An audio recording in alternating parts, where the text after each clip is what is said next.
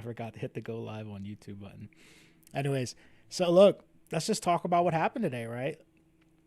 Markets bounced. I mean, Bitcoin's up alone by itself. Bitcoin's up like freaking. At one point, it was up 18%. It's sitting around 16% right now. What would the S&P do today? Look at this thing, dude. Look at this. We talked about this level in the S&P. S&P 500, SPY, whatever you want to call it. Daily low. What'd they do? They swept the low, and now we got this crazy bounce, right? So look at the bounce we got on S&P. That's pretty big day. 3% on S&P is a huge day. NASDAQ, not as strong of a bounce here on the NASDAQ, but it's still pretty decent daily close, right? You got things like Planeteer. I like to call it Planeteer because I'm going to piss Ben off. It's like a joke. But look, we talked about Planeteer. And we said, hey, maybe it's going to come back up and backtest the neckline. Look, we're getting pretty strong bounce out of it right now. So some levels to talk about. I'm going to get into some stuff. And then, yeah, I'm also listening to some music in the background. So if you see me jamming, bobbing my head, it's probably because I got a good tune on. I can't throw it on the stream, unfortunately, because we might get copyrighted. I'm not trying to get us any strikes yet. Ben can do that shit, not me. I have no idea where this live is at, man. I'll be honest with you guys. There it is. I got it now. All right. I got my YouTube chat up. No one's in there anyway, so we're good. But yeah, man. Yeah, markets are crazy, man. Markets are... How deep you in, say? He said you're in deep? You know I'm long in Solana. Actually not long Solana, but I'll show you two longs I'm in today. I am in two longs. I'm actually going to show you guys my trades. So you can kind of see what's going on. SBUX. Okay, we'll check that out, man. So here's what I'm thinking. I'm going to show you guys something from last cycle, and I'm going to use Bitcoin as an example because, let's be honest, I mean, if you're here on a Friday night, you're probably not trading the stock market. You're probably a crypto trader. So let's keep it there. I'm going to check Tesla out for you, Jose. I got you, brother. So look, let's talk about last cycle, what that did. So keep in mind, it's not exactly the same, but, you know, things rhyme. They don't always repeat, but they do rhyme. So let's talk about what happened last cycle, build some context, and then we can kind of see what's happening on Bitcoin. So look, when we put that first top in, we put in a low. Then we put in another high. It was a weekly low, pretty strong low, right? At some point, we bear flagged out after we put that top in, and then we dumped below this low, took that low initially right here. You see what I'm talking about? I'm going to draw a line so you guys can see what I'm talking about. So here's the low. We actually swept below and then popped up. It doesn't seem like much, but this was about a 20% bounce. It was pretty shallow, but it was a 20% bounce. So this is kind of where I think we're at in the market. Do I think we do just 20%? I don't know. But I think that's where we're at. Look, we put the high in, we put in the weekly low, and then we put in the high that took that high, that took the previous high, created the divergence, and started the initial dump. This was the sell off the top. This was the low that we had to take, right? This is the weekly low. So we swept below it. Right now, I think we're getting that bounce. Do we come all the way back up? I don't know. But hey, I mean, look, this is going to be a level to watch. It's going to be this 74.6 on Bitcoin. That's kind of my target. Could we go higher than that? 100% we could. Could we not make it up there? Yeah, we could always just roll over. But that's kind of what I'm thinking on crypto. So as long as Bitcoin's bouncing, you're probably going to see things like Ethereum, Solana, all that kind of stuff go. Don't say Head and Shoulders. Bro, look, I don't like to say it, but when they're there, man, they're there. I just see them and I'm just like, yeah. Sometimes, dude, I'll get on this like tangent about like different patterns. Like I'll see Adam and Eve's. It's just what the market's giving you. And when you get macro tops, oftentimes Head and Shoulders is pretty much the thing. Most things get put in. You do see double tops and stuff like that too. But, you know, I'm a patterns guy, man. That's what I like. It builds context. It gives me bias in the like a bias direction for like trading.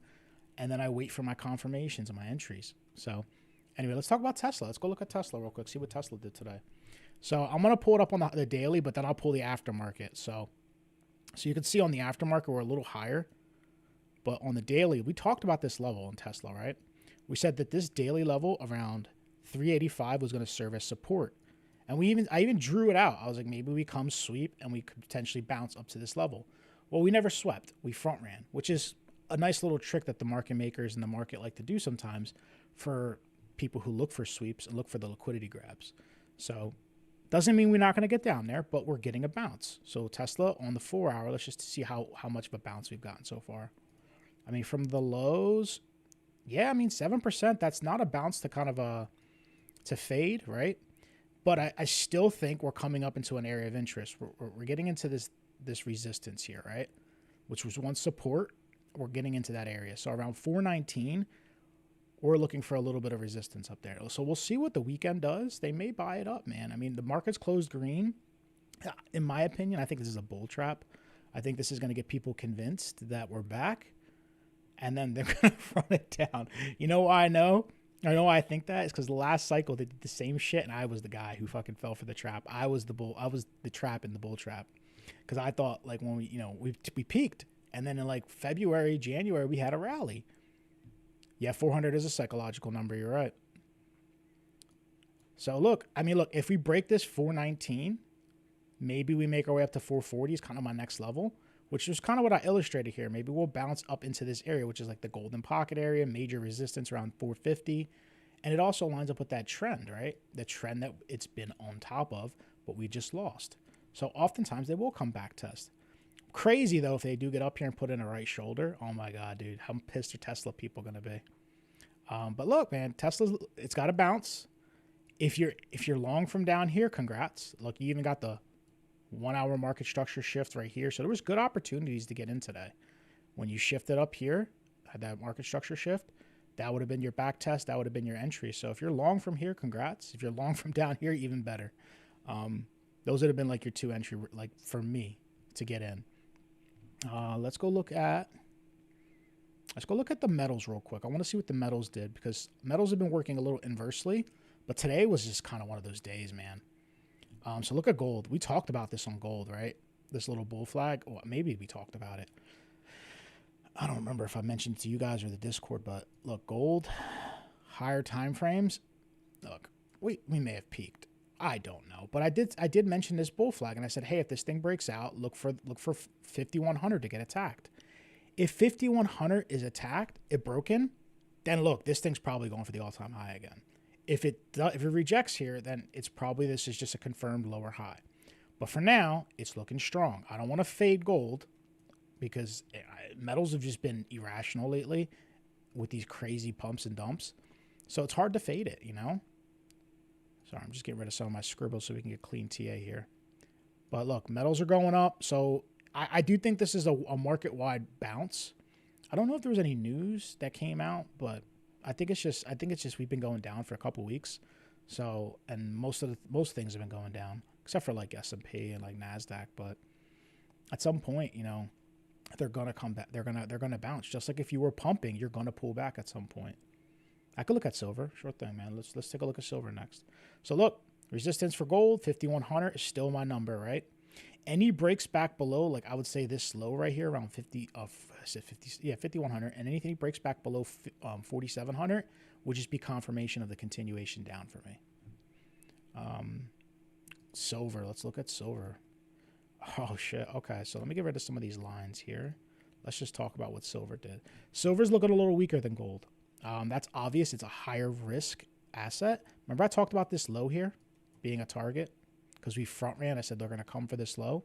They did. And they look at that. They swept the low on silver around $70, 69, $70, and then closed back above it, the body of the candle. So the daily closed above here. So that's a good sign. I mean, you can even see it on the 4 hour. Look, it swept it. Classic SFP. Great place to go long if you're going long. So your next level really on silver, right, is about 91. That's your next 4 hour level. You could probably find some more internal levels in a lower time frame if we're watching silver.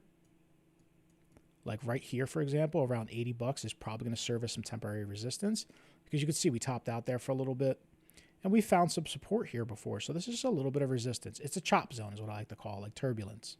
So this is a temporary resistance around 80, 81.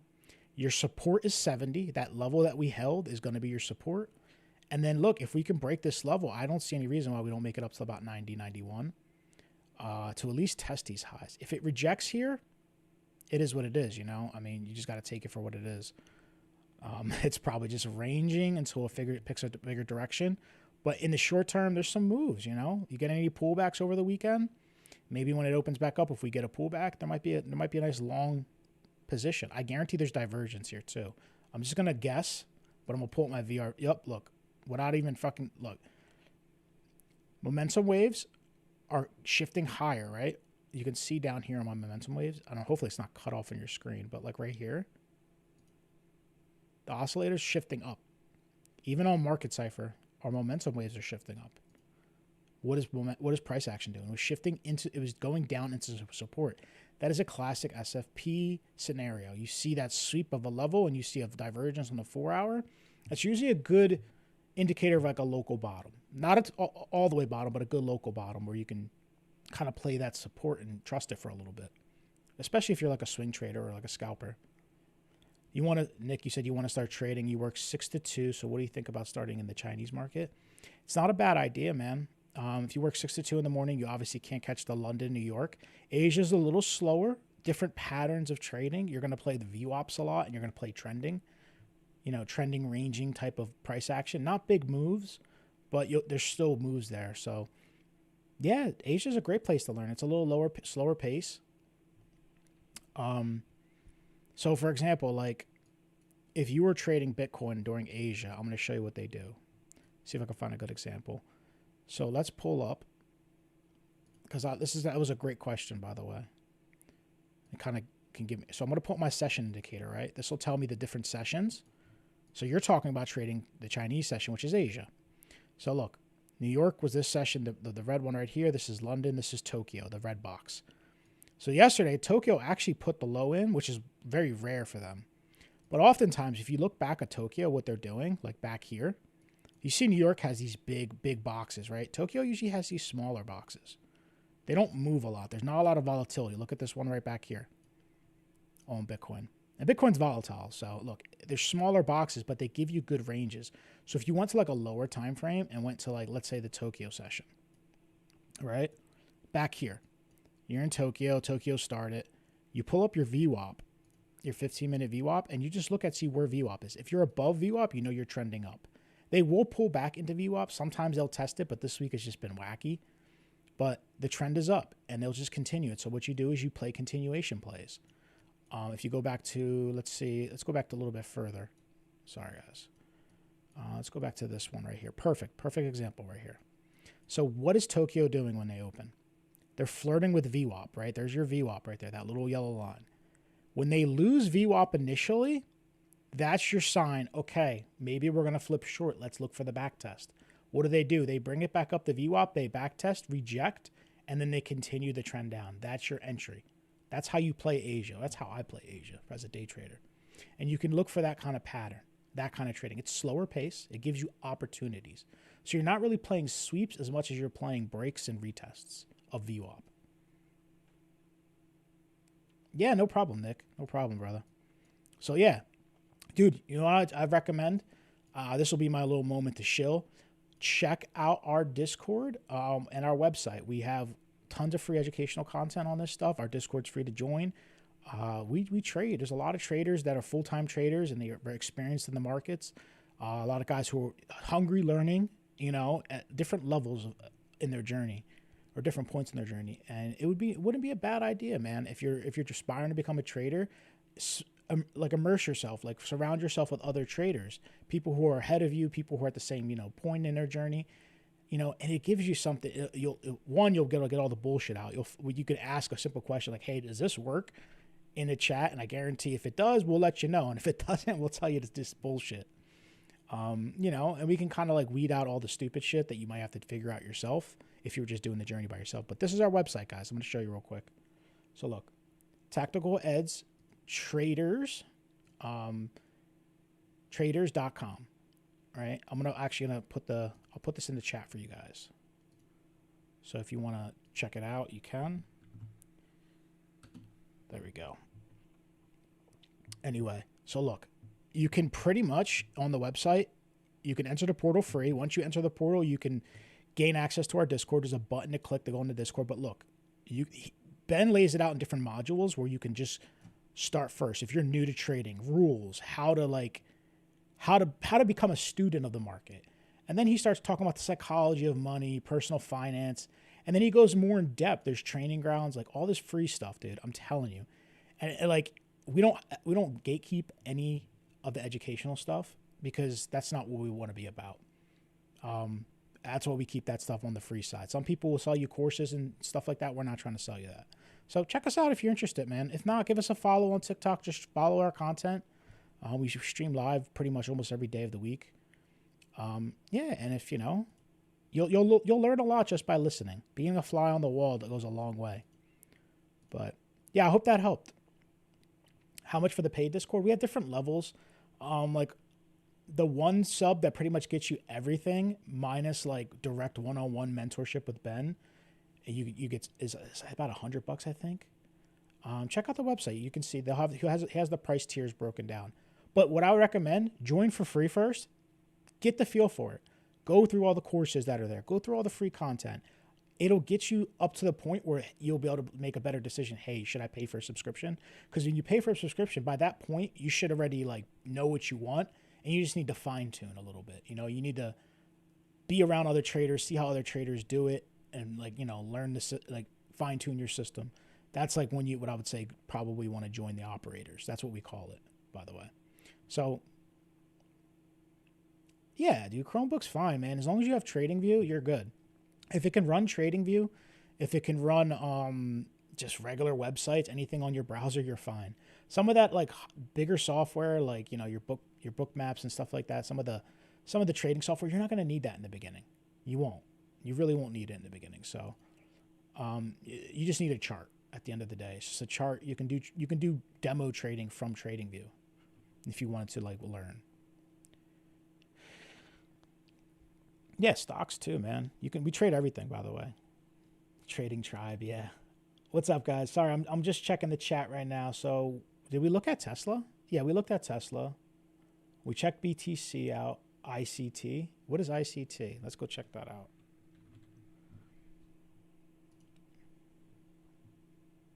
Oh, okay. Potential here.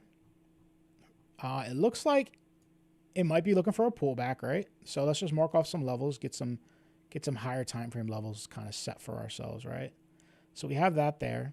And we got a little bit of a trend kind of coming up from the bottom. So we have two points of confluence. Not new. It's just been up only. So look, if we're pulling back, if I'm going to go down to the 4 hour for this one, right? Sorry, keep adjusting my headset. They left some gaps behind, but look, it's pulling back a little bit, consolidating. I would say look for 215 to hold. You want to hold 215. If you don't hold 215, you're probably coming down maybe to retest 205, 200, maybe this trend down here. So that's kind of like your two levels to watch the downside because it is pulling back a little bit. It broke out. Oftentimes when you get these massive breakouts of all-time highs, they will come back down and confirm, before they continue up. That's when traders will, know if the move's real or not. Because at this point, it's still, there could be people getting trapped on the breakout. There's a lot of reasons why, they could pull it back to kind of squeeze some people out first. And then if traders like what they see, they'll jump in at these levels. So 215 first, then I look down at 205. Probably I would just say this box down here in general is going to be a good area if it does pull back any further, like a deeper pullback, like right into this area. Down at 200. Could be a nice little support area for you if you lose 215. To the upside, I mean, look, dude, this thing's in price discovery. When you get into no, it's not really in price discovery. I take that back. I should have looked further back on the weekly. It's not in price discovery. It's swept this high here. So, okay. So you swept one high. You broke this high. You broke out, though. So ignore everything I said. So we have some levels to the upside. This is way better. I thought we were talking about like an asset that just broke out. Anyway, might be. I don't think I've ever looked at this thing before. Maybe I did, but don't really remember it. So 225 is your resistance right now. If you can break back above 225, 245 is going to be your next zone, right? But for now, you're pulling back a little bit. So watch your supports. And if you go to a lower time frame, you might be able to kind of, I wouldn't say it's a bull flag just yet.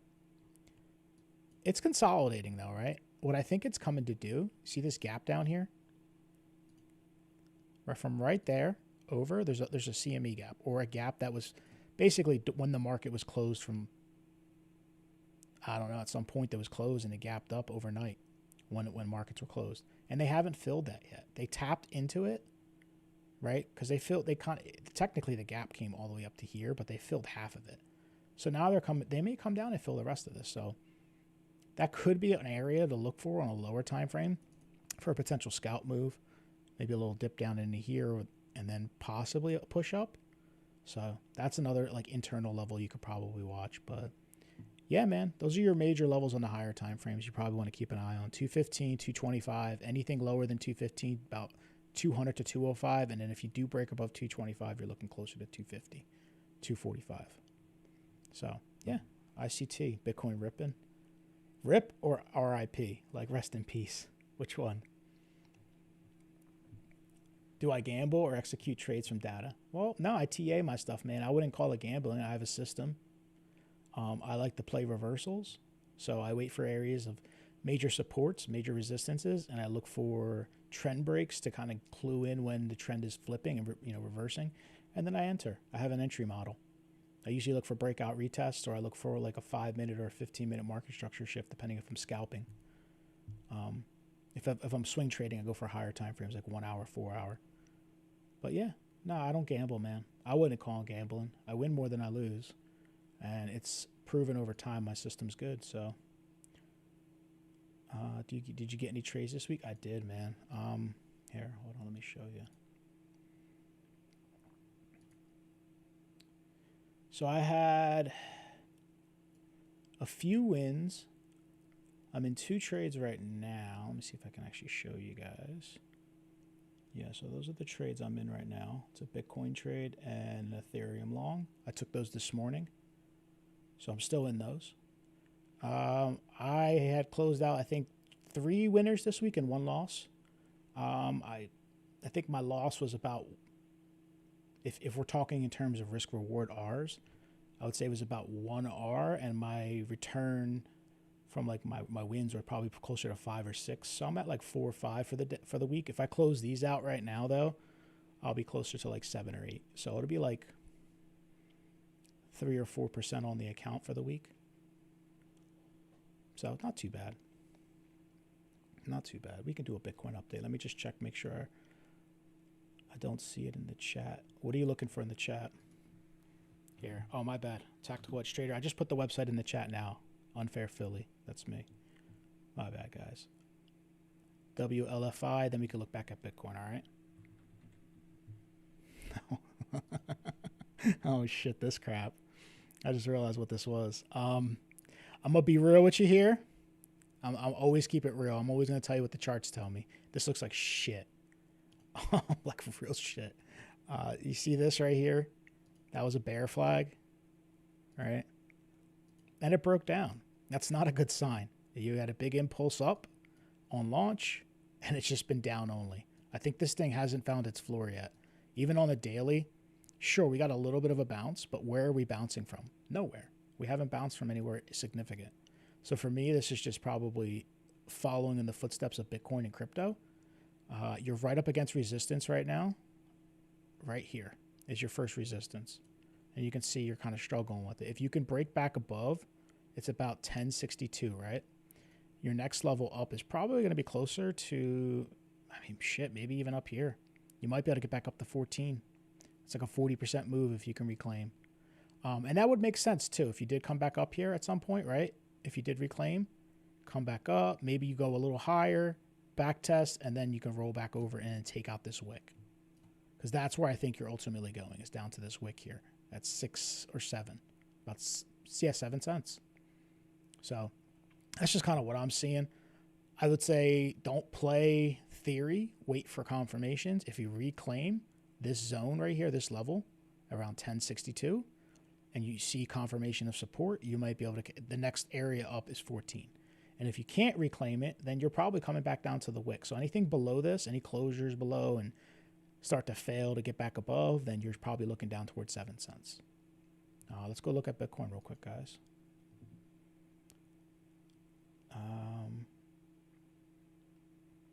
The market is not good for trading today, I can tell you that. Depends on what side of the market you're on, bro. I'll be honest with you. I'm not trading live right now. I'm in an open trade, but that's from this morning's market. I might hold that for a little bit until I either get stopped out or it runs up. I mean, live trading, I don't know about any live trading.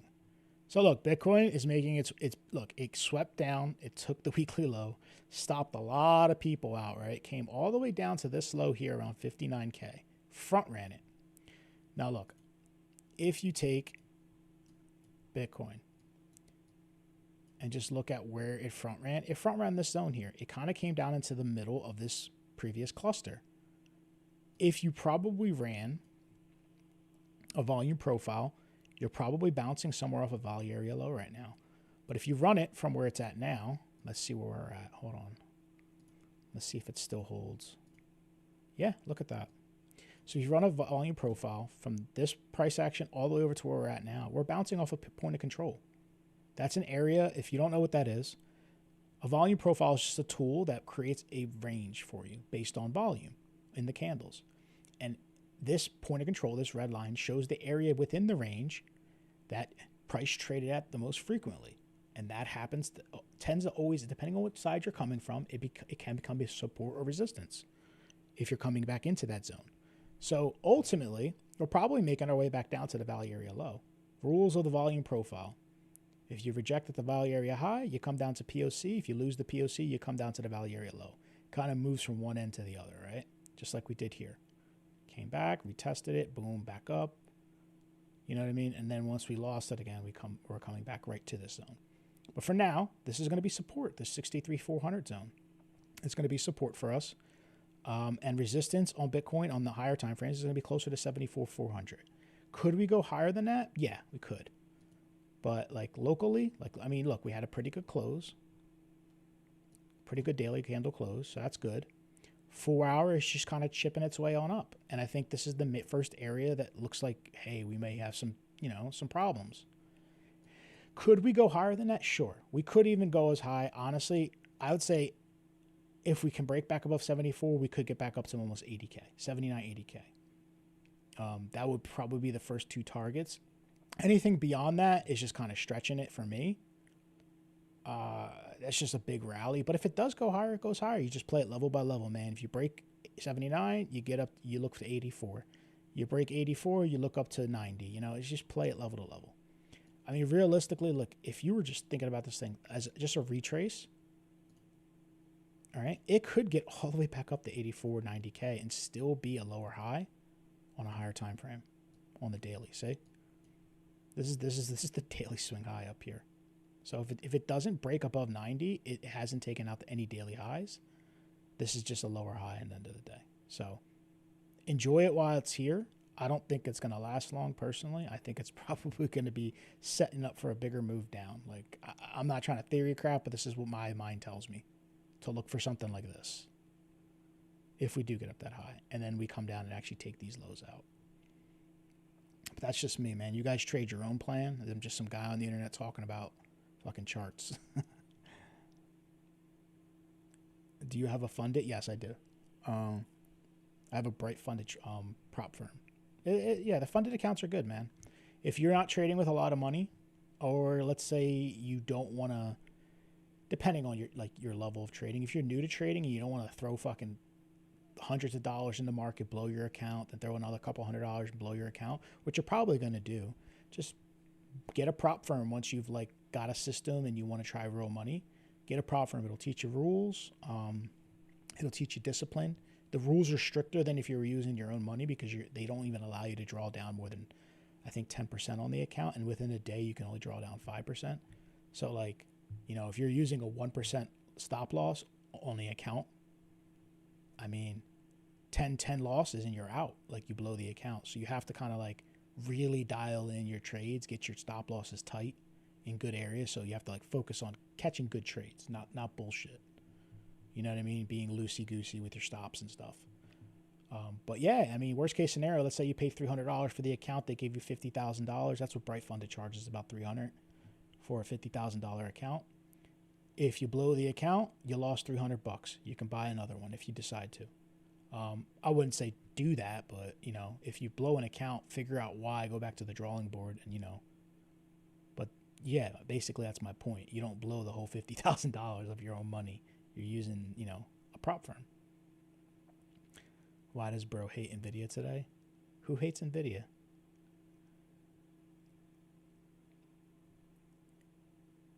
You can't trade on your own account. I trade on 3 different accounts, man. I trade on a prop firm.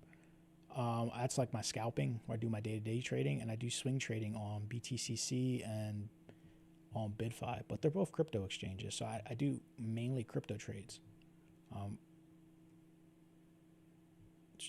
Yes, I mean, I don't know. Can you cover Nvidia squeeze? Yeah, we can talk about it. We talked about Nvidia. You're late, dude. I wasn't hating on Nvidia. I think it was the first thing I looked at. Dude, Nvidia. Look, we talked about Nvidia. We talked about this last night. I think it was last night. Yep. We said, hey, if Nvidia loses the neckline, right? We said if it lost this neckline right here, that's the head and shoulders would start to play out and would take us down probably to 155 at minimum. That would be our next target.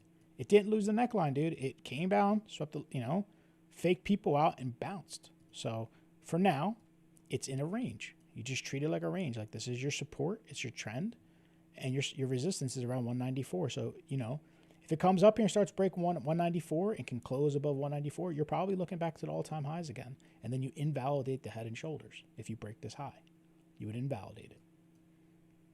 So, I mean, it has to actually break it, though. It can't do one of these where it wicks up, comes down, and it just fucking dumps. Like, it needs to actually, like, you know what I mean? Like, show it's actually closing above that level. But now it looks good. I mean, look, it's bouncing. That's your resistance, 194. I even said it yesterday. I was like, don't get bearish at support. You know what I mean? This thing could bounce. And it did. The whole market bounced. So, I mean, this was clearly going to bounce. So just watch these levels, man. Watch 172 as your support. 172 to 175 is your immediate support. And your bigger resistance is around 194.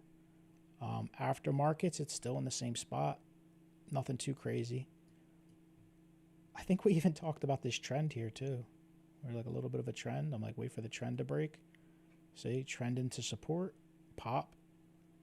So you're looking for this. You're looking for any back test to hold. If it does pull back, high or low, to take you back up to take this high out at least. Or at least attempt a high around 194. Thoughts on Webull? Yeah, man, I look, Nvidia is volatile. Like, it's gonna move. It's fun to trade if you trade it. I don't really trade it because I had too much fun trading crypto. But and silver and gold have been so much fun lately, but they've been scary. I had to step back from gold and silver, and I'm kind of like the degen in the group because I like to trade the high volatility stuff. Some people have a volatility level. I like volatile things because I like to get big swings, like 20-30% moves on things when I'm taking a swing trade. That's why I was big on altcoins for the longest. But altcoins are dead now, so I'm just finding other things that do the same things. Well, it's not putting any divergence in, so that's not a good sign, right? I was looking to see if there's any bullish divergence. There is some on the 4 hour, right? So I would say the 4 hour is your most bullish time frame right now. So more immediate. You can see here, momentum swung up, price dipped down and came back up. You're coming up to resistance right now on Webull. This level right here. Sorry, I'm going to put my music back on. What do I want to listen to?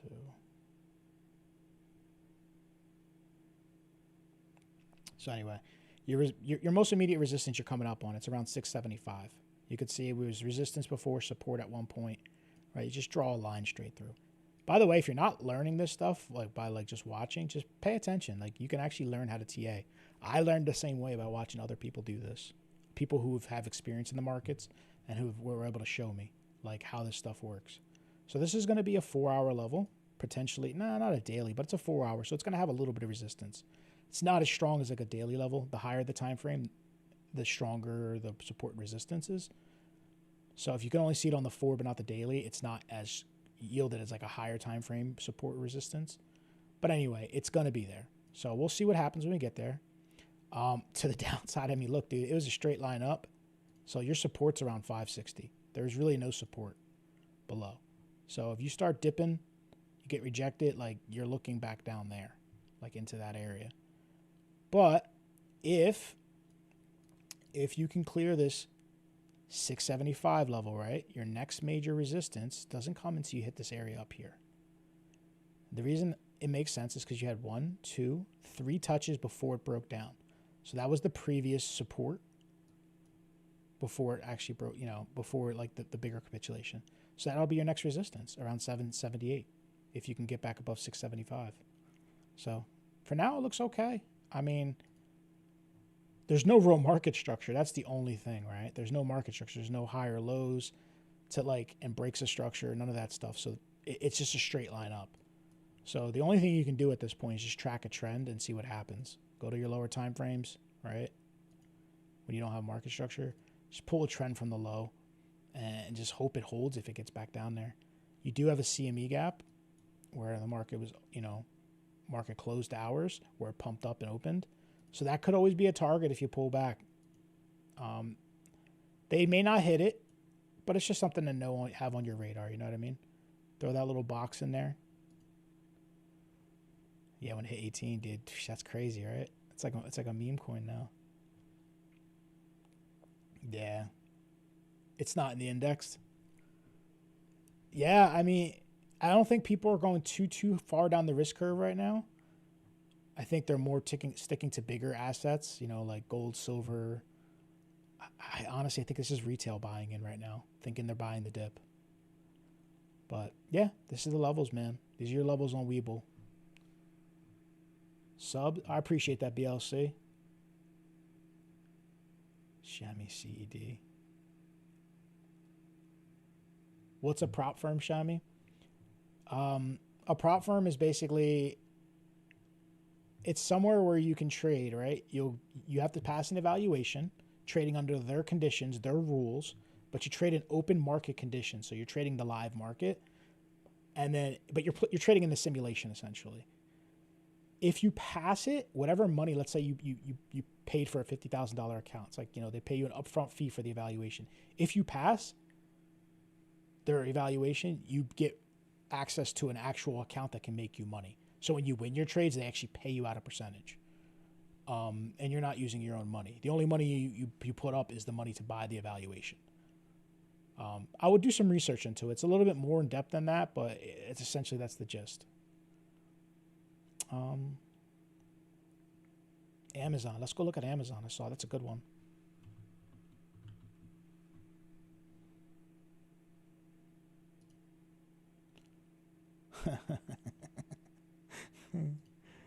I told you we were going to do that. I said they were going to do this shit. I was like, the CME gap right here, we're going to use it. It's going to hit it as resistance. Look at that shit. They were going to come down to the gap but not actually fill it. So they're front running the gap here, and they bounce pretty hard. But look how many gaps it left behind. So you got a lot of targets for Amazon. I think this is the juicy one, right? That's where we're finding resistance right now. Is at this level here, between about 210 and 220. So, and I said, like, look, if we get a bounce here, I'd look for it to come up, fill the gap, potentially get back into this little like cluster here and see what happens. If it can break back into this little, like, let me get rid of this trend here. This shit don't really mean anything. Not right now, at least. So I mean, look, if it gets back above this level here and can hold, I'm going to show you real quick on this line. So you see how the gap starts?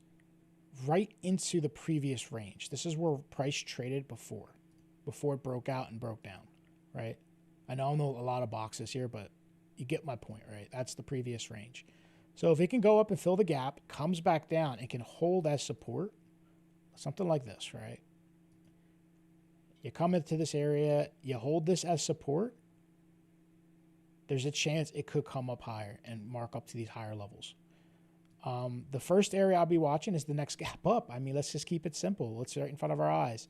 What's going to be a target everyone's going to be watching? At least traders. They're going to be looking at those gaps. Does it line up with anything else? So let's pull a fib from the highs down to the low we put in. I mean, look at that gap. It lines up with the 618 around 230. So it would be a good target for a lower high. Even if this thing wasn't a downtrend and going to continue down, this would be a good back test area around 230, 240. So I don't want to get too crazy on like trying to make predictions on what's going to happen, but I think if you do break back above and you can hold back above, like if you flip 210, 212 into support, there's a chance you're going to get back up to 230, 240. And then we'll see what happens after that. But like higher time frame, let's just not forget, right? Higher time frame, this is a market structure shift. This is a head and shoulders that broke down.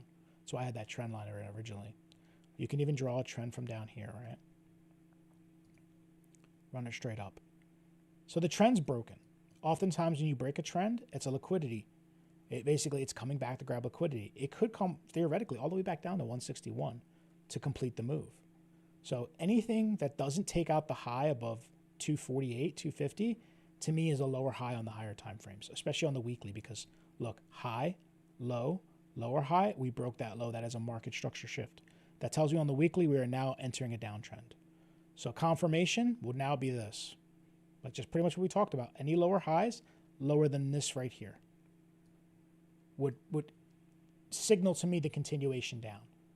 First target would obviously be this gap down here around 195, 200, because they front ran it. So it just tells me they're leaving it to induce some traders and maybe come back for it. So they're leaving it for later. So yeah, that's what I'm seeing there. Been trading stocks and options for about a year with live capital. I'm thinking about trying to fund it. Yeah, try it, dude. If you want a recommendation, check out Brightfunded. It's pretty good. It's the one I found most success with. A lot of them have a lot of rules that can really hinder you as a trader.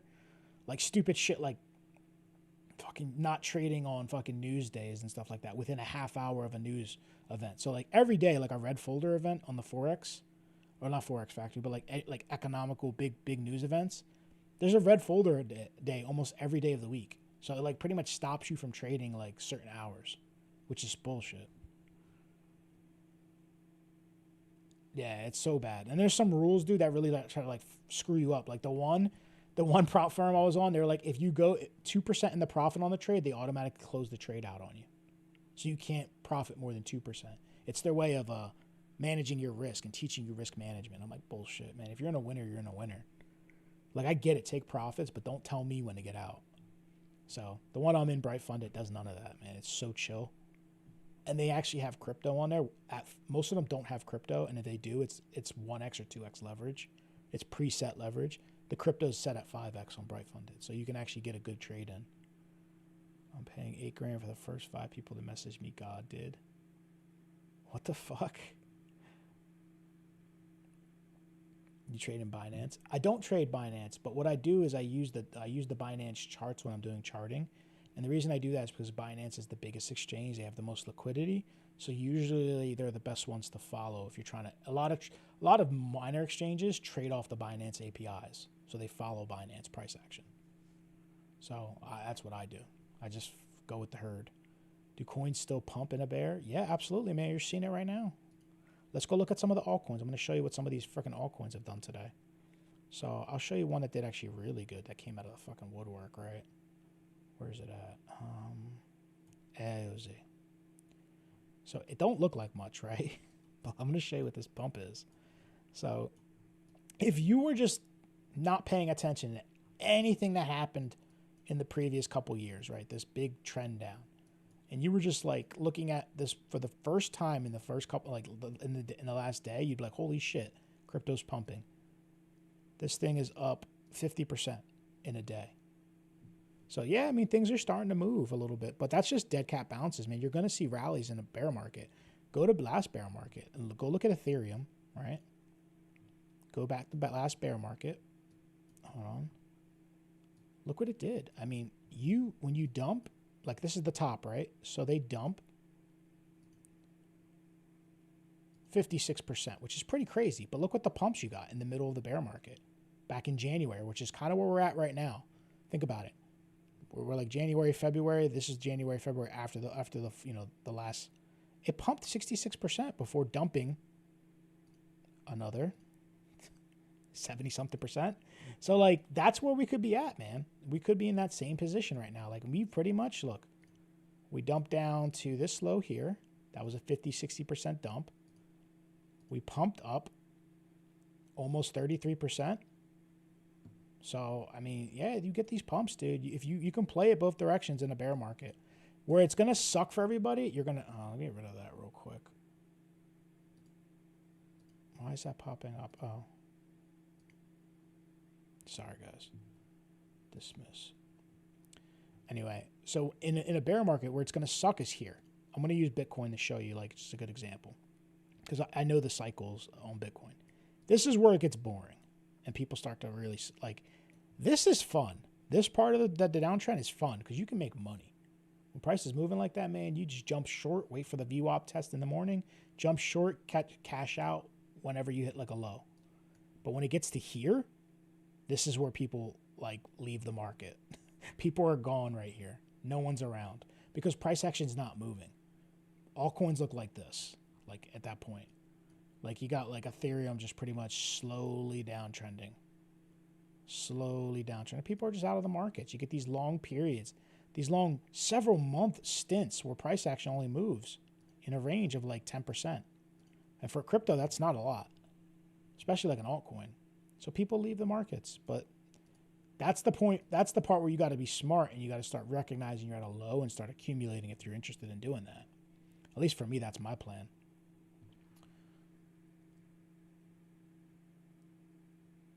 You think we get that 20% drop to enter? I'm going to show you. All right, I got to do it. Fuck, I hope Ben's not watching when I do this. So I'm going to go to an old chart of Bitcoin. Let's go to the oldest chart we could find. Does Binance go back? KuCoin goes back far, right? Yeah, there we go. Okay. So I'm going to mark off some dates for you. I want you to see the pattern here. The absolute low, right? It's not going to be perfect. I'm going to try to get as close as I can get it, but that's the low from last cycle, right? I'm going to mark off the high from the cycle. So that's your high from last cycle. Pay attention to the days, right? Now I'm going to go back to this. Now I'm going to mark off the high from this cycle. You can go back in time and do the same thing. You can do it here. It's not going to be perfect. Just remind you, it's not going to be perfect. Go to the low. What do you guys notice the pattern is? When you top out in December, you bottom out 1 year later. What did we do last cycle? We topped out November 21st. We bottomed out pretty much, or we bottomed out on November 22nd. What do we do this cycle? We topped out October 6th. Where do you think we're going to bottom out this cycle? If patterns and cycles repeat, probably sometime in October, November. That's just my guess. Ben's the one that brought this to my attention. I'm not going to take credit for this. This is his mind blower. He actually goes a little bit more in depth on it. I mean, it is what it is. It's just how the cycles work. You usually get 3 years up, 1 year down. So whenever you top, usually about 1 year from there, Bitcoin bottoms out. So I would say if you're looking to start accumulating or looking for a bottom, don't worry about when it bottom, like where it's going to bottom. Who cares? It can go down to 40K, go down to 20K. Focus more on the time frame of when it bottoms. But I would say some targets, if you're looking for targets, right? I'd say at this point, if we're just looking at last cycle, right, after we had this little bounce, right, what did Bitcoin do after this bounce? So let's say we're here. Let's say we're somewhere around here where Bitcoin's having that big bounce. Maybe here, maybe we're here. It still went down like another 20, 30%. Hold on, we're right here. So from this low, from this little bounce here, Bitcoin still dropped 50%. From this high here, Bitcoin dropped to this low about 50%. So it does like these 50% drops. And I think this cycle's no different, really. Look, about 50%. Now let's look at this cycle. That's 3 drops, mind you. 3 drops at 50%. What do we do in this cycle? A little low, a little shallower, 36%, right? So maybe there's a pattern. Look at that. 38%. Like, the answers are sometimes in the charts. They're so obvious, but they're just there. So where do I think? If we bounce from here, wherever we bounce, I'd imagine somewhere between 30 and 40% we're going to drop from that level. So let's say we do go up to 80K, right? What's a 36% drop from there? 50K. What's that 50K? These lows. Would make a lot of sense. I don't know. I'm just speculating. But yeah, I think we're going to get another 20% drop. I'd say expect like a 35% drop about. Because look, you have to look. When we go into these downtrends, like they run in waves of 3, just like when we're up in an uptrend, they run in waves of 3. If you have one big wave, 2, 3, we'll get the 4th, and then we'll get the 5 final dump. And it may be months from now. Who knows? Maybe we go into like a 2. I remember last bull market, the rallies were like, the bear market rallies were like weeks, like 3-4 weeks sometimes long. And then we would go sideways for a bit and then do some shit. Do you believe in ETHgate? Yeah, I do actually. I know what you're talking about. It's funny.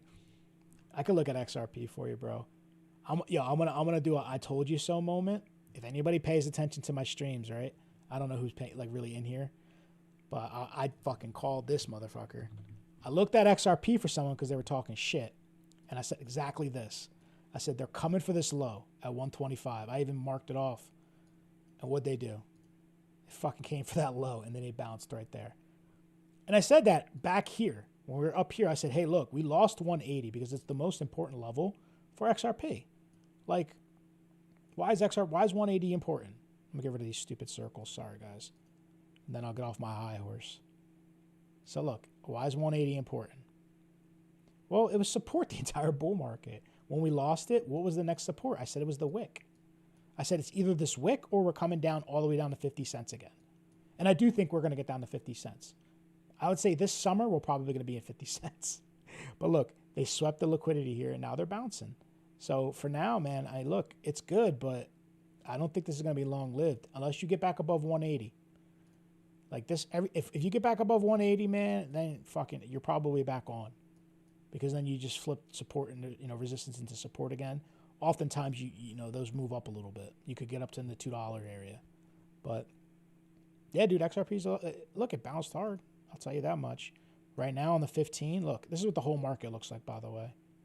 So if you're interested in, like, crypto trading, look, it's a bull flag, dude. It's breaking out. Like, this is going to pump. I guarantee this goes up. I wouldn't be surprised if you get back up to 160 in a few days. Maybe by the end of the weekend, maybe sometime next week. We are coming into resistance, but I think if they're coming up this far and they're doing this bullish consolidation right here, my guess is that this is the target. If you go to like the higher time frames, like this makes sense. All this liquidity right here, right? Just look at this high, never got swept. This high never got swept. This high never got swept. This high never got swept. They could come up, grab all this, fake everybody out, and still put a lower high in on the higher time frames. You know what I mean? Take all this liquidity, boom, sweep it up, and then run it down. And still never like bat an eye on the higher time frames. They would never, because the daily high is at 190. So, like, they can come up here, take all that liquidity, no big deal, and still have market structure down. I'm not trying to be I'm not trying to hate. I'm just trying to like paint the picture. Like this is, don't get sucked into the trap. We're in a bear market. If rallies are fun, but don't. What's up, Marcos? Don't get sucked into this shit, man. If people start posting, here I'll give you guys a hint. When people start posting on X that we're back and start giving predictions, that's probably when the rally's done. I'm not joking there, dude. I swear that shit always lines up. Usually, like my sentiment meter is crypto Twitter or X. I go in there and I go look and see what look at this. The measured move would take us up to sweep this high. So it could take us up to like that 170, 160 area on XRP. Support for XRP, you don't really want to lose this 143. If you do, you could come back down to the 130s. So, but XRP looks bullish, man. Looks like it's about to pump. Not bullish, but you get what I mean. Like, it's pumping. Like, momentum shifted already. Look, momentum reset on the hourly. Looks like it's getting ready up for another pump up. Probably not a bad trade. Not financial advice, but yeah. Might throw this one in the Discord, actually. Hold on. Let me go. I'm actually going to toss this in Discord real quick while we're doing this. Fuck it. I'll do it after. Oh, yeah, guys, if you're listening in, my name's Eddie. I'm a trader at Tactical Edge Trading. If you're interested in trading group or you're interested in our content, give us a follow on TikTok. If you're on YouTube, subscribe, hit the like. Helps out the algos, push our content out there. We're just, look, man, we're a bunch of traders. Some of us are full-time. Some of us are, on their way to becoming full-time traders. Some of us are just traders, on the side gig. Some people, we have all levels of trading in our group. Everything's free. We don't gatekeep any of our educational content. If any of this stuff is interesting, you want to learn a little bit more, like what the hell is he talking about? How does he see those levels? Why is he picking those levels? Check out our website, tacticaledgetraders.com. Ben put together literally like an entire freaking course for you guys for free. It will teach you all you need to know to get started in the markets if that's what you want to do. Next step, join the Discord. It is also free. And you can be in a group with a bunch of traders. I mean, there's thousands of us in there. And we all take it serious. And you're going to be surrounded by people who are better than you. Not like better, but just more skilled, more time in the market, more experienced. And the best way to elevate your skill is to be surrounded by others. Especially those who are who've done it already, who've been there, walked the path, they can help sharpen your edge, your tools. So check us out, man. That's all I'm saying. Honestly, it was the last. I've been in other trading groups. I was part of Crypto Banter for a bit. I was a mentor over there. They tried to get me to do some stuff, like some of those paid groups, and I said nah, and I bailed on them. And then I just didn't like trading groups for a while, man. I was part of a bunch of them: Candle Mafia, fucking bunch of different groups. Jason Casper, so many different people on a crypto face. Fucking watch Gareth Soloway, fucking even Crypto Lifer at one point. But they all feel like they're trying to sell me something. And I feel like they're always never really teaching me anything that I want to learn. And then I found Tactical Edge. And I met Ben and I met Nick. And I was like, dude, this is where I want to be. Because I already knew what I wanted to know. I had my system, at the end of the day. Bounced to $2. You want to learn trade crypto? Check out our website, dude. Check out our website. We have a free course on there. It'll teach you, get you started. TacticalEdgeTraders.com. I'll type it in the chat real quick. Hold on. I thought I had it in here. There it is. Here. I'll pop it in the chat for you. Free course. Check out our Discord as well. Shit. Hold on. That's not the link. Copy, paste, there it is. And check out our Discord. We got tons of stuff in there. You can learn, talk to other traders, and learn. They'll kind of will help guide you, man. Help you build a system. Dead serious, we will. If you're serious about it, we'll help you build a system. And we can be there to answer your questions and stuff. Because that was the hardest part for me, learning how to trade by myself. It took me longer than it should have, a couple years. I didn't have anybody to tell me if I was doing it right or wrong. That's the biggest thing. You can do something for a while, then eventually figure out it doesn't work. What broker? I don't use a broker. I use exchanges right now, so BidFi and BTCC, and then I trade on prop firms. We are working on some brokerage right now. I don't have the name. We're still talking to them to just to see if they're trustworthy, and then once I know for sure, I'll let you guys know. It's not in chat. It's not under Tactical Edge. Do you see it? Well, here. I'll do you a solid real quick. So, this is the website. All right. That's the website right there. TacticalEdgeTraders.com. You can enter the portal for free. You just sign up with an email. And we have different modules. Basically, Ben's going to have videos and kind of little homework assignments for you to do if you want to take it to the next level, do some work on your own, books, recommendations to read, things you should learn. But he also talks about the important stuff, where to get started. And they just have it. We have it all broken down on this website, and then we have a Discord for like actual like to be around the traders, to be around the group. So start here. That's what I would say. tacticaledgetraders.com. And again, it's free. Worst case scenario, man, you don't like it. There's no sweat on your back. There's no commitment. Let's get back into TA, guys. Sorry, I kind of stalled out for a bit. Is he profitable? Me? I'm profitable. I'm a full-time trader, dude. Ben's a millionaire, dude. Ben made his. Let me give you a story about Ben without putting his business out there too much. He is a full-time trader. He has 7 kids. He lives a decent lifestyle. Very, very nice home. Goes on vacation whenever he wants. He spends 4 hours in front of the charts in the morning. Most days less than that, and he's out of the market. He's done for the day. He's made 6 figures, and I've seen him do it in a couple hours. We're trading together, literally right next to him. Took the same trade as him. I made a couple $100. Ben made 6 figures. It was a Bitcoin trade. So like he's profitable. Donkey, same thing, man. Donkey makes good money too. I don't really know his financials as much because I don't want to put his business out there. But he supports his family, man. He's got twins. He's got other kids as well. He supports his family on trading. And we have other guys in the group that they have careers, but they trade because they want to make extra money.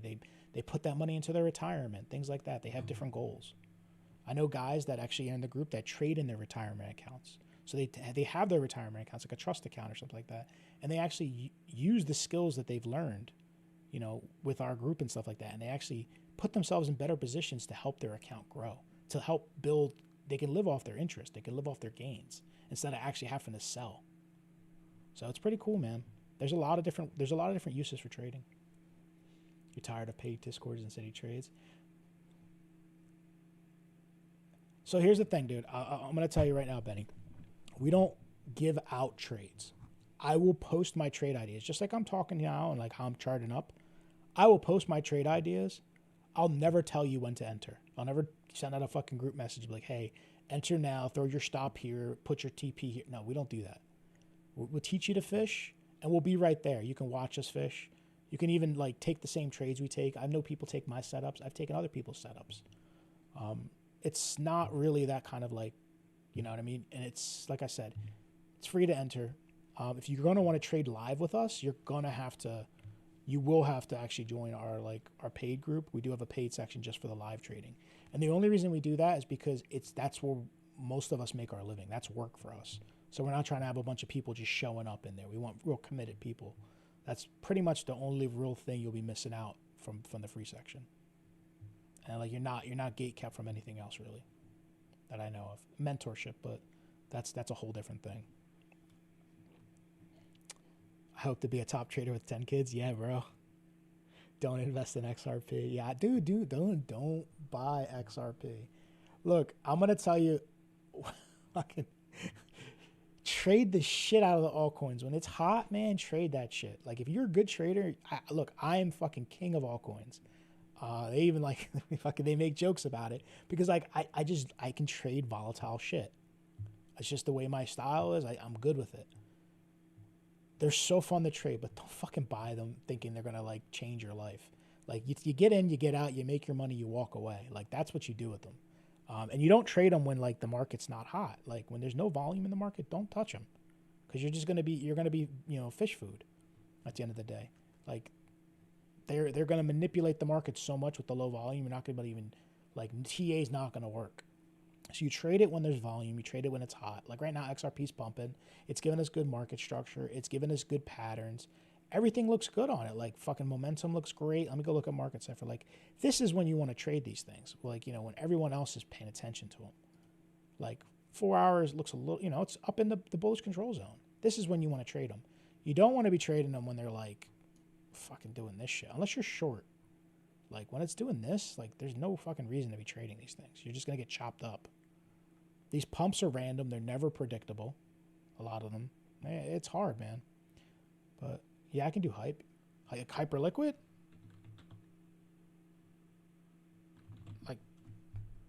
Hyperliquid tether, right? Yeah, I can do this one. Actually, this is Donkey's fit baby, man. So, fucking. All right, I'm gonna tell you a story about Donkey. Donkey's one of the OGs. He's basically it's him and Nick's. Well, him and Ben's. The Discord is theirs. The group is theirs. They brought me in. I was like I was like the adopted stepchild, right? So they brought me in, and I remember it was like 2 years ago when I first got in the group, maybe a year and a half ago, and I remember fucking Nick said, "Hey, Hyperliquid is this new project, right? Buy it. Don't fade it. Buy it." He told us before it hit the market, it was like $5, maybe less than that. He was telling us to buy it like I forget, it was like some early access, some way you can get it from like buying it directly from Hyperliquid before it got launched, right? And before it really hit exchanges, like on dexes.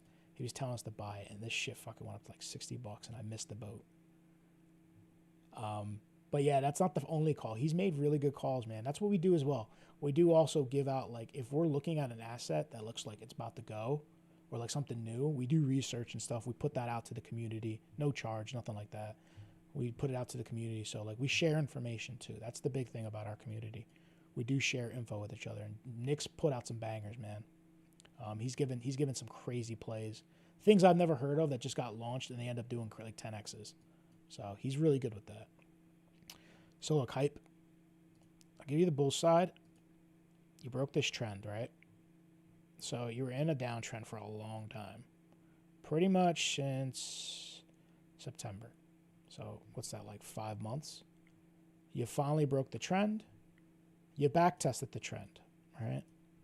You back tested, you confirmed. So now you're fighting with resistance. This is what you have to break on Hype. You're fighting with this resistance. You can see we swept it. So 36.50 is like your major level. You got to get above that. If you can get above that, you're talking 40s, maybe up to 50s on this thing. Because, look, I just want to kind of break this chart down real fast. Let's just go to a weekly real fast. Do you see, if you just draw this resistance over, what it was? It was the neckline. The neckline of like the head and shoulders that broke us down. It was also the previous range that price was trading in. Every time you're above this, you're running up into the high 40s, into the 50s. When you're below it, it's not bueno. See, every time we go below it, we dump down pretty hard. But when you're above it and you reclaim this thing, it's a pretty much a elevator ride up into the $50. So if you can flip this, I'm not saying it's going to do that, but if you flip this, you could run up into like this area, the top of the range. Now this is the exaggeration. This is the all-time high. So this was like a pop up, a break out of this previous range right here on Hype. Because I remember this range. I was trading this range. It was a breakout, deviation, and then it ran all the way down, right? It was basically like the trap before they dumped it out. So it could run all the way up to these highs around 49, the top of the range. So you just drag that over. Could be your target if you get accepted back in here. But we'll see. We'll see. 36.50 is your level to watch. To the downside, you want to stay above this level here. So you don't really want to lose this low. So if you start losing 28, you're going to start breaking back into the trend, and then there's a risk that you could just run all the way back down to $20. So 28's like your big support. You don't want to go lower than that. And your more local support is probably closer to around 31. So, but you are trending down right now in the short term. So like it could get breached. This is not like, I don't have a strong bias on this thing not getting broken. It could get broken. It's just your like more local support. But this is the level you don't want to breach. You start breaking that, you're gonna lose 4-hour structure. You're gonna lose daily structure. That's a daily low. We don't want to lose that. So yeah. But look, look on the hourly. It looks like it's getting ready to go again. See this? All right, I'm gonna pull up my little indicators. Momentum shifted down. There's slight bullish divergence. Not the greatest, but it's there. Like it's there. I mean, look, see how it's slightly angled up as price action's coming down. So if this thing starts to break, I mean, you could get another pop back up to $36, $37. I'd keep a lookout for that one. That could be a nice little play for the weekend. Maybe in the next week, Maybe, probably the weekend. It would probably play out this weekend. If it breaks this trend, you're looking for this. Boom. It's a nice little play, right? Let's see, what would that be? 10% little trade. Fuck. I say it's little trade. 10%'s a lot. Like, fuck.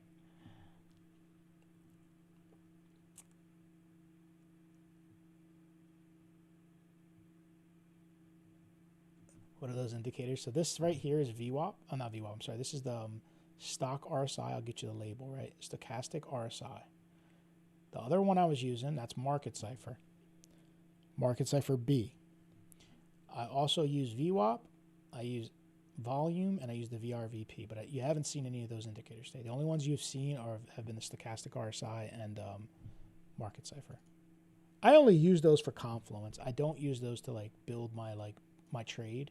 They're just there to like give me like add it like confluence to like really feel good about it.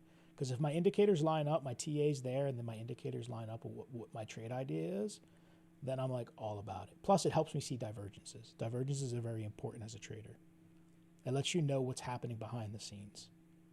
Things you can't see in the market, divergences will give you clues about. Like when momentum's shifting in the opposite direction, stuff like that. Does XRP have volume? Yeah, everything has volume. You just go to the chart. Look, man. You go to any ticker and go to XRP. I go to orange juice, right? And I can go volume. See that little bar right there? That's my volume. It's a volume moving average. And you can actually, look, you can even see money flow. That's all Market Cipher B, so that tells me which way the money's moving. It's curving up a little bit, but it's still in the red. And momentum shifted. It's at the bottom, and it's starting to shift back up. So, like, yeah, dude, you can do this on anything. Shout out to Tori. Can I do TA on Sol? I can do TA on Sol, man. My bad. I knew you were that a while back. I hope you're still here. Appreciate everything, guys. Thanks for the roses. I don't know what that means, but I appreciate that. Like I'm pretty fucking like illiterate to TikTok. I really like TikTok. I'm good on YouTube, so I know YouTube terminology and stuff like that. But TikTok, I'm like kind of new to it. I didn't really start getting into TikTok till I started streaming. All right. Oh man. So let me get rid of the volume. Oh, this is an interesting one, right? So let's get rid of that real quick. So let's just talk about the bigger picture here. We lost support. This level has been pretty important. This $100 to like down to like 85. We lost it momentarily. This like a 95 level, and you can see when we're above this, right? We're above this general level. You see how price action reacts. It shoots up to like 200, right? When it bounces, it runs back up pretty hard. When you're below it, look how price action reacts. When you're below the level, it dumps down pretty hard. So we don't want to be below the level is basically what I'm saying. We want to get back above this level, this general vicinity. So in the short term, it's making a nice bounce. What's it bouncing off of? Well, this right here. It took this liquidity down here. See how it swept it? And look where the candle closed. Right at that level. See on the daily how the candles stopped right at that level? And then they grabbed liquidity and then they closed it back above. That is a sign that that's what they were targeting for now. So your major level you got to get back above is this 95. If you want to see any higher prices, 95 has to be broken. Then you start to get into the range of, okay, what happens if you get back above 95, right? Say this happens. Where do we go next? Well, simply just look at what's above us. You have from 146 down to about 118, right? That was a range we were trading in before we broke down. This is going to become resistance, this 119, 120. It will be resistance when we get up there. The only way to get to the next level is to basically break through. So if it gets up here and we reject, that's one story. But if we get up here and it does one of these, then it can start making its way up to 147 because it has been accepted back into this trading range. So traders will respect that and they'll look to take price up here. So that's kind of how price action moves. A little bit of an illustration of how price action does move. It doesn't have to move like that. It can do other things, but typically that's what you would expect. If you're just trade in the markets, man. So those are the levels really on Solana, man. $80. You don't want to lose $80. $79, let's say that. 95 is resistance. You get back above that, man, you got a shot of going back up to like 119, 120. If you can crack that, get acceptance back in that range, man, you could get up to 150. So just keep it simple. End of the day, level to level.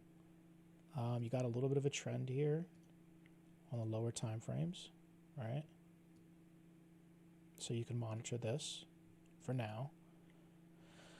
Let me see. Yeah, like right there, something like that. So, you know, first step, notice how the trend kind of lines up, right? I'm going to actually move the trend a little bit up. Notice how the trend lines up with that 95. That's confluence. That's really going to be resistance. So if we can actually push through trend and break 95 and reclaim 95, that is even more like confluence and like gives you more confidence that price will make its way up here, because that's a strong break. You know, that's a strong level to break. So there would more, like, as long as they don't break it and just come back down like that, like, you know, lose it, fade, I mean, there's a good chance it'll make it its way up. So I would monitor that. Take that trend. Keep an eye on the 95 level if you're bullish in the short term. Yeah, I've done BTC, Robert Vara. Yeah, I can do Vara. I see you spamming that in there. And then I'll do VCS, Benny.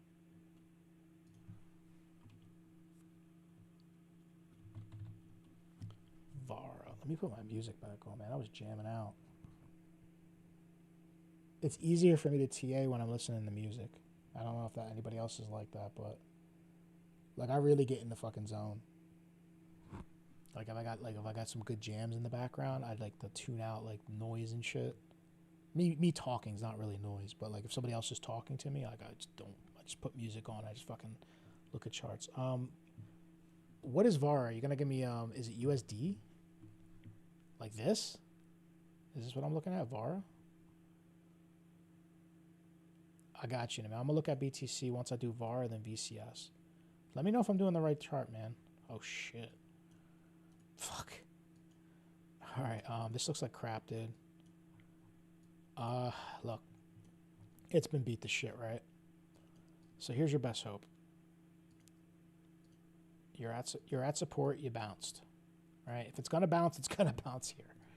I don't see anything that tells me where it's gonna go, but look, if it starts to break up, I would say this is probably your first major level that you're gonna have any like real resistance, like right there. You can see how every time it hits this level, it kind of rejects. You get little wicks through, but normally if it rejects, it comes down. Rejects, comes down. Breaks out, comes back, rejects, comes down. Reject. So that's going to be a big level at 0014. If you get above that, man, you just look to the next high, which is up here. And you can see why it's the high. Just runs across, right? You see how the candles all react at this level, or generally around that level. That's going to make sense around 2.2 if we do get up there. All right, let me go look at. I can't really do too much else with this, man. Lower time frames are choppy. There's not much I can see on that. Yeah, if it doesn't have a lot of liquidity, it's very hard to TA. And I won't even try to waste your time and try to make some shit up. I'll keep it real with you guys.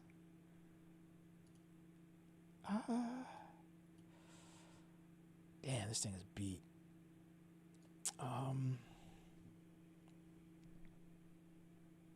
Do y'all ever use voice chats in Discord? Yeah. No, we're voice chat every morning when we're trading live together. We're all in the voice chat together. But yeah, look, we have the voice chat so people can just jump in and trade when they want to. I used to trade Asia all the time, and people would just jump in Asia with me and trade. I'd have like sometimes like 15, 20 people just. And I'd just be like, yo, I'm going to trade tonight, guys. If anybody wants to jump in, and it'd be like 15, 20 of us just sitting there chilling, trading. And trading's not like what you think. We're not just clicking buttons and doing shit. Yeah, we're watching the markets, but really we're just waiting a lot of the times. So.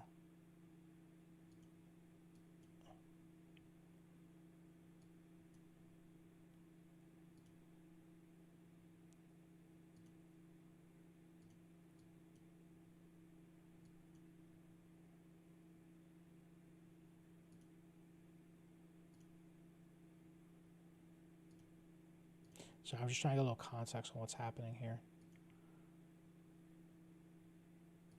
Try to put some levels in.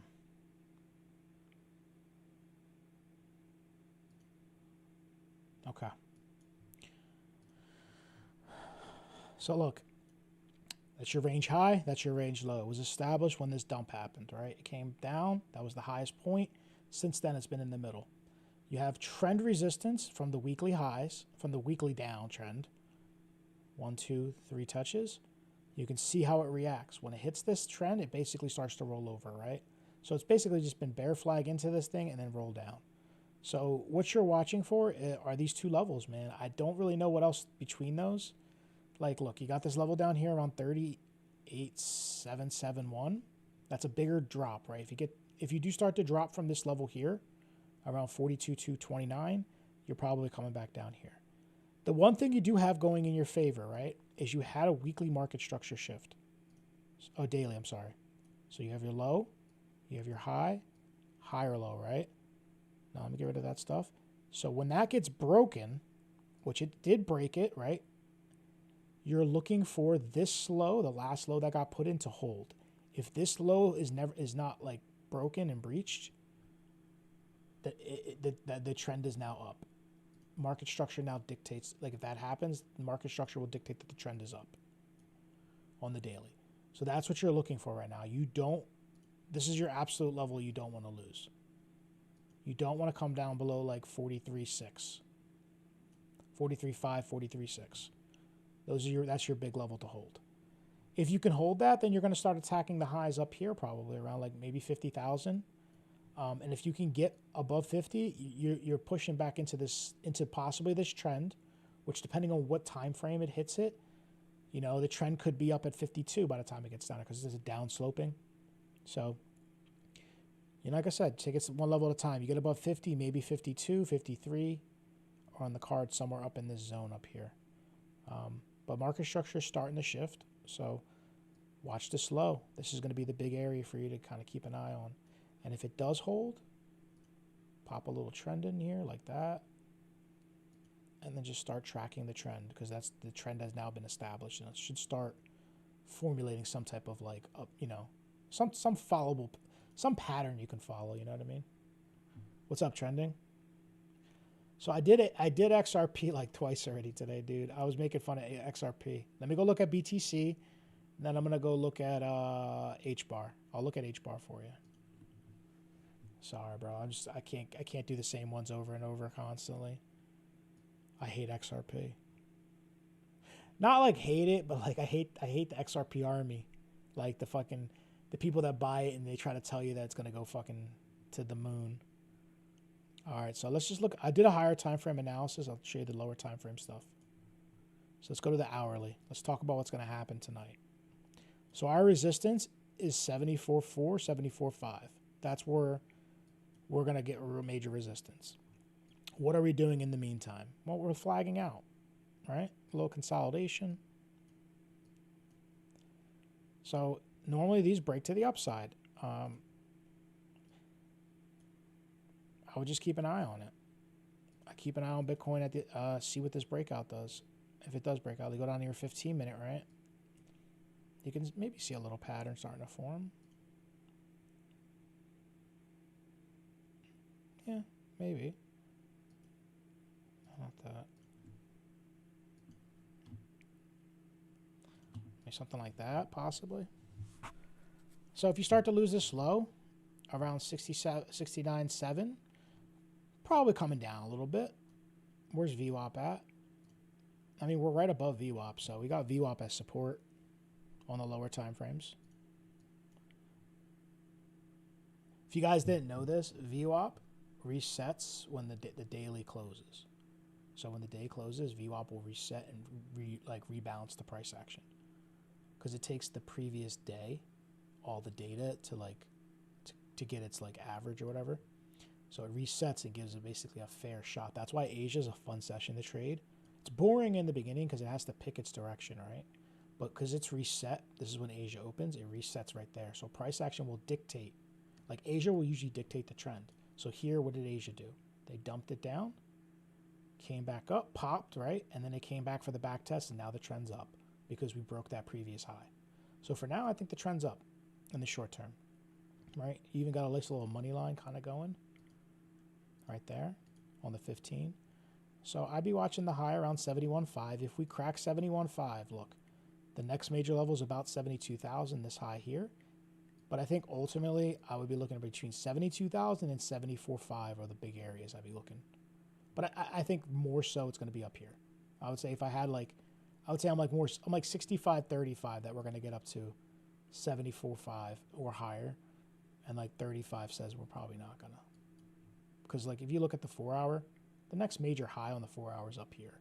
I wouldn't even call this wick a high. This is a 1 hour high, so sure, right? 1 hour high. But if you go to the daily, like you could come all the way up back to retest this high at 79. So you put the 87. Yeah, 87. 87's definitely in the cards. If it gets up to the 786 for the retrace, then 87's in the cards. Hbar Hbar, right? We're making sure. I just want to make sure I'm doing the right thing because I want to make sure it's like a stock, and I don't want to insult you if you're like, there's a stock called Hbar with some fucking crypto shit. I don't know. Stock guys get insulted when you like mix them up with a crypto bro or something. All right, so look, this bull market didn't even break last bull markets. Look, this is pretty simple, dude. The trend is down, all right? And draw this on a higher time frame. Trend is down. Are we finding support? Well, we front ran. We actually bounced right off the wick. So right there, that was our support. So we came down, filled that wick from October 6th or October 10th, around 7 cents, 7.2, and we're bouncing. So we got a bullish engulfing on the daily. Took out the daily candle closed above the previous candle. Took it all out in one candle. That's a good sign. So I'd probably be looking up towards this level here, because that was the previous range we were trading at, right? It bounced, bounced, bounced, then it dribbled, then it rolled over. So I'll be looking up towards 10 cents for the first area. And it also happens to line up with that downtrend, right? That weekly downtrend I drew.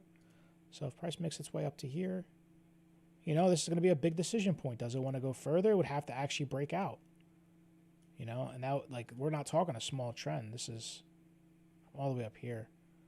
And it could do fake outs, but, you know, if there's volume and it gets up there and it pumps through, then you're probably looking up towards 13 next, and maybe up to even up 15 cents. Those are like the next big levels. But yeah, so far so good, man. Not much TA on the lower side. I mean, it's doing what everything else is doing. Hold on. So like everything else is doing the same thing. They're like in some type of bullish pattern, you know what I mean? See, like this looks like a bull flag. I went on my 15, it probably is. Yeah, it looks like a bull flag.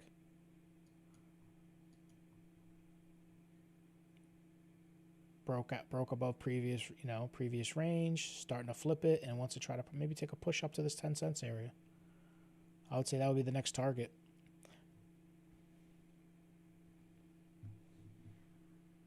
XAU, USD, gold. What is bet? Fucking, did somebody ask me for Jasm?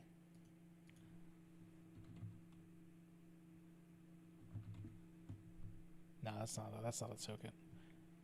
Oh, it must have something else. Gold, I got you. I did do gold earlier, bro. I'll be honest with you. I did gold in the beginning. It's like one of the first few I did, but I'll look at it one more time. So we talked about this yesterday. Gold was flagging out, right? Bounced here around 4,400. Makes sense why it bounced there. Look, previous all-time high, right? When it broke, right? We back tested, ran up, and we came back and back tested it again. So now it's flagging out. Major resistance, 5,100 right here. That has to, if it doesn't break 5,100, it's just a lower high, dude. That's the big level to break. On the daily, you can see that's the daily high, swing high that we have. 4 hour to swing high. It's got to break that. If it breaks that, it's going up to the all-time high, in my opinion, maybe more. Let's see if the volume's there. It's not really there, man. Volume ain't really supporting the move, so I'd be a little apprehensive, but the daily volume looks good. But the lower time frames aren't showing it. Like, that shouldn't be going down. We shouldn't be breaking out and volume dipping down like that. So just be careful. Be careful. I think 51 is going to serve as a major area that's going to tell whether this is bullish or not. Or bearish, really. Oh, VET. Yeah, I could do VET. I was like, bet. I don't think bet's a token.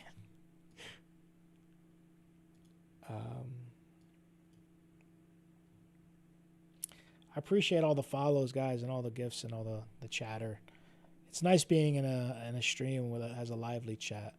I'll check out the cues. I do appreciate that. Dude, Vchain looks like shit, my man. So this is where you're at right now. So you're going to go back to last cycle, look at the consolidation range, and look where that's where it's bouncing. See that? You're bouncing off last cycle's low or range. It's not bad, I guess, but it's not fucking ideal. That shit sucks. I'll be honest with you, man. A lot of these altcoins aren't coming back. Like, they may have little bounces, but I don't think they're going to, like, come back. So, look, biggest level above us is that 179. It has a lot of work to do to get up there, though, man. It's not a straight shot. Like, you haven't broken any structure on the daily yet, which nothing really has. But you have no market structure on the 4-hour. So, I'd say you got to... Fuck. I mean, you're at support. That's the good thing, right? So you're at support. I guess this is the level to watch right here. 013. That's your daily high, man. If you can hold support here, I think you make your way up to that level, or at least close to it. If you can break that level, then you can get maybe up to the higher level we talked about. But I think this is going to be fucking crazy. So if it even does do this, like this one, the 017, 018, this is fucking major support and resistance, because look where it bounced. Bounced so much here, and then when it lost it, it became resistance right here. Like, I see how we lost it, came back up, rejected. That's going to be a huge level to break through. So even if we do get through 013, I think you got to really get like cautious up at this area around 018. So those are the levels, man.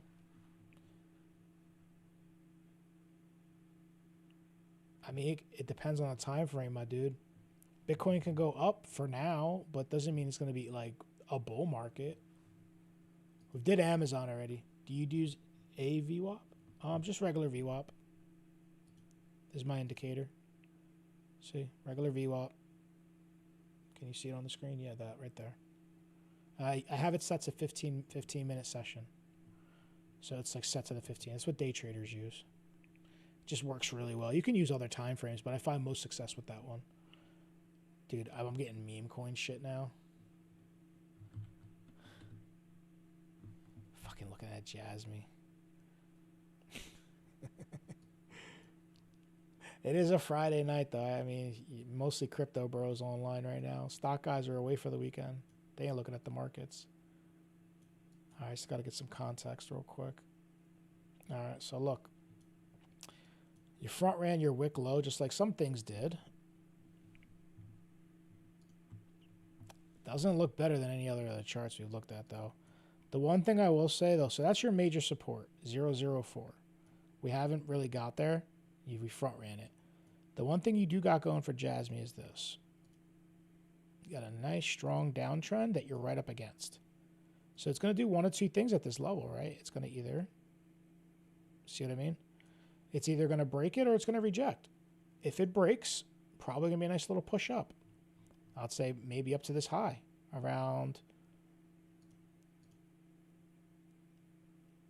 right there, around 0103.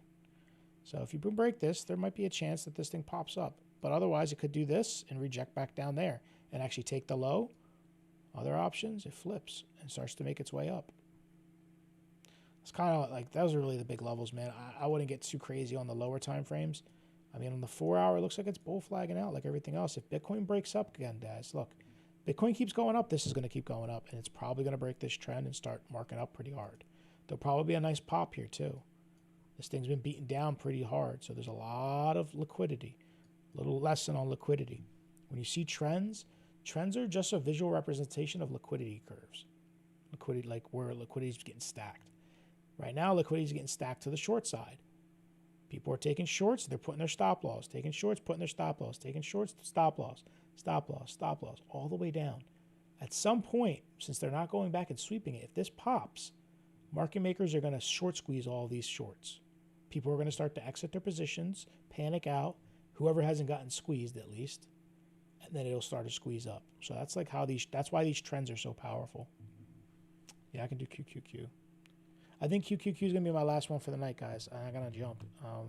I did want to jump on Friday, though, and kind of hang out for a little bit, look at the markets. I'm probably not streaming Sunday because it's Super Bowl. Just not really in the mood to stream on Super Bowl because I don't think anybody's really going to give a shit about the charts. I'm not a big football fan. I'm just catering to the rest of the world. But if the markets are spicy, I might. But if I do jump on, I'm going to trade. Probably not going to be doing like fucking checking 80 million charts. So just keep that in mind. So look, Qs. We talked about it earlier. They weren't looking as strong as everything else. But we did sweep this low here. All right. That low. They took this low. And they're holding it. But the problem is market structure is still down and you're still beneath that trend. That trend I drew runs all the way back from April of last year. So the major highs are up here. It's this double top we got. So we're accepted back into the range. If we can hold, there's a chance we start making our way back up, you know. This is the first area around 629. You might get a little resistance, but then if you can break that, I mean, it's probably going to go for the all-time high again because, like, look where the trend's at. It could just run back up into this trend again and then do one of those. A lot of times, I'll give you guys a little hint about the markets. You'll see this if you spend a lot of time looking at the charts. When price is getting ready to make a major reversal, it doesn't just do this. Price actually doesn't just do this and just dump. A lot of times what they'll do is they'll do this and then dump. Why do they do that? They sweep all the liquidity above these highs. So anybody who is short, they stop them out. Big players get their position. Market makers, they get their positions, and then they run the price down. So, but yeah, I would just watch this low right here. 600, man. Keep an eye on 600 for the Qs. On the 4 hour, your major resistance is probably going to be closer to 630. We'll see how Monday opens up and see what happens.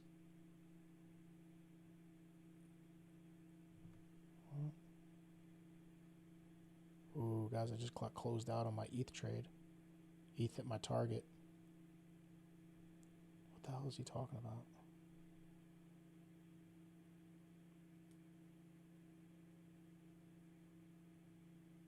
I don't know what he's talking about. All right. Sorry, Ben was texting me. When Ben's texting me, it could be about the stream, so I pay attention. Bitcoin is flying, guys. I'm going to go take a look at it. I told you that flag was probably going to break up. Look. Coming back up to the highs. I put it out there in the universe. I said it. It was kind of a hint. Didn't want to tell you guys to take the trade, but it was out there. ETH, I actually took an ETH trade, got closed out. So I entered ETH earlier today down here, somewhere in this area, this morning. And I just closed out at 2,100. So I made 35% on the trade today.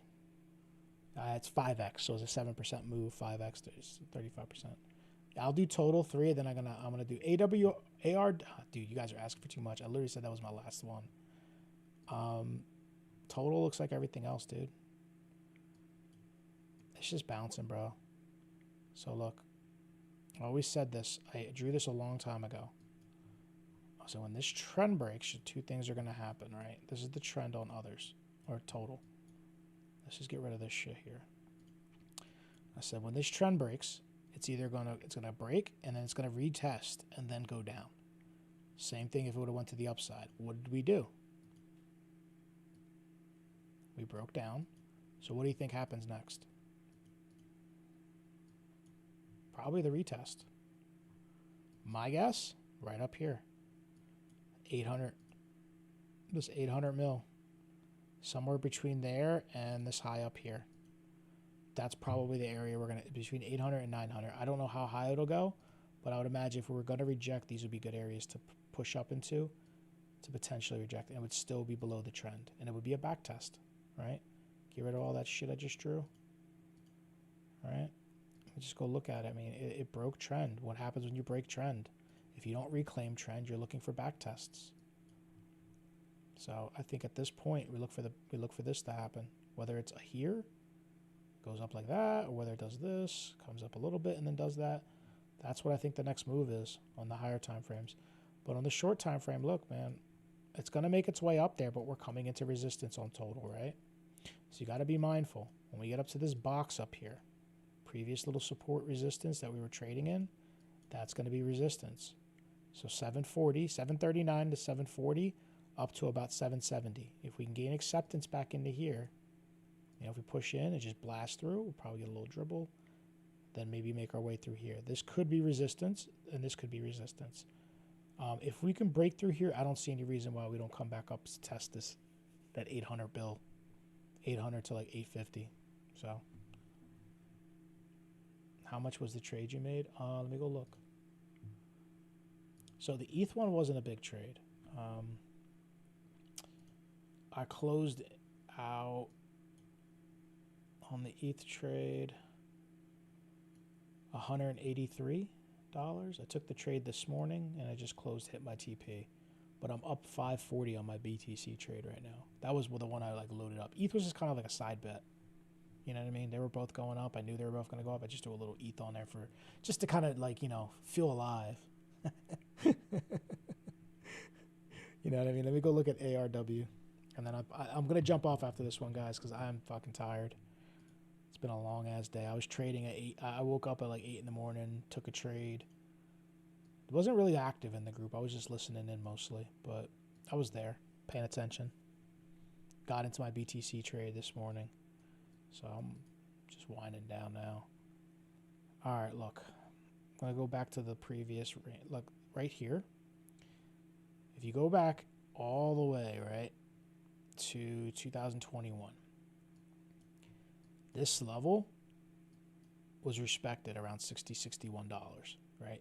Boom, bang, bang, bang. And every time we bounced, we got somewhere in the ballpark of, let's call it 82 up to about 90.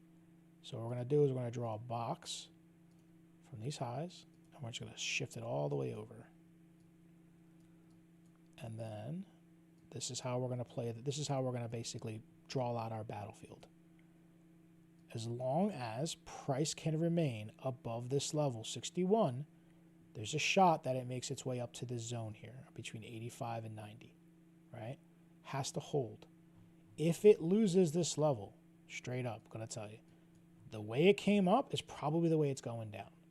See, when we lost this level before, it took us all the way down to $40 before we had any little bounce, and it ultimately took us down to $10. So it needs the hold. I'd say you start losing 60, 61, man, I'd say get the fuck out if you're long, because this thing could drop pretty quickly, just like it did in the past. And that's a 27% drop, maybe 40% drop to its first even bounce, right?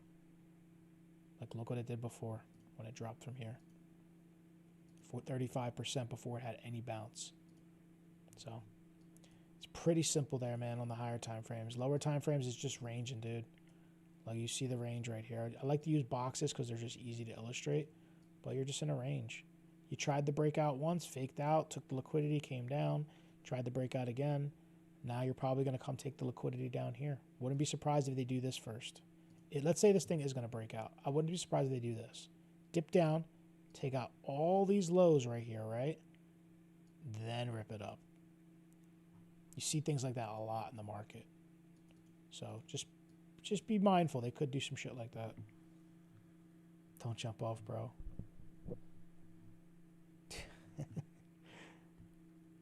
What am I holding BTC to? Right here.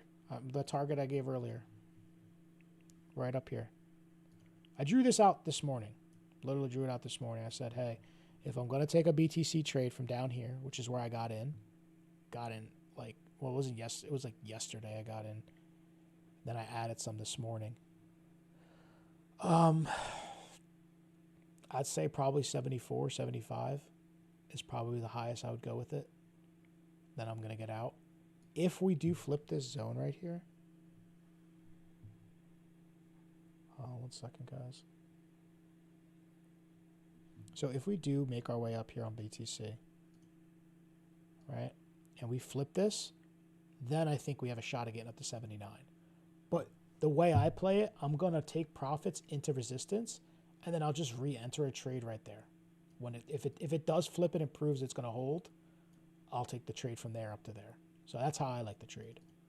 I'm not one of those guys that I hold it until I try to squeeze every last penny out of it. I'm good enough that I can get back into the market on any day. You know what I mean? If we're in an uptrend, I can find a way to get in the market. You said look at that. Dude, I did look at the higher time frames, man. You missed half my analysis. I've been here for 2 hours already. Sorry, I'm not trying to be a dick. I'm just tired.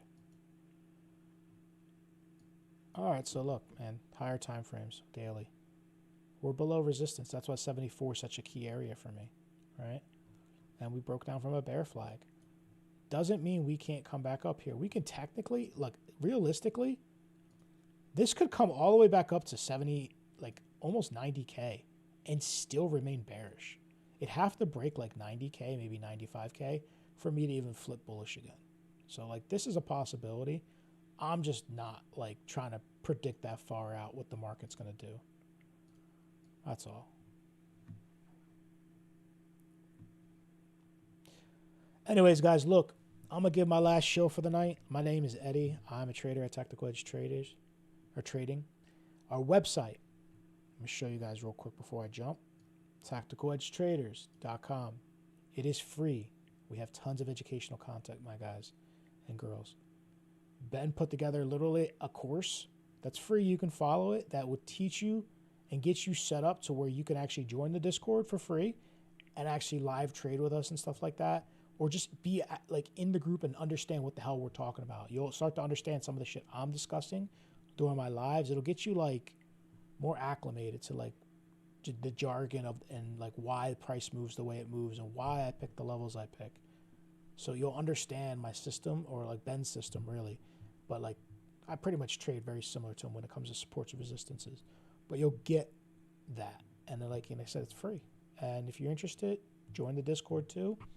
You can meet a bunch of traders, the real live traders, people that make a living doing this. Give us a follow on TikTok. Hit subscribe if you're on YouTube, guys. I appreciate y'all. And until next time.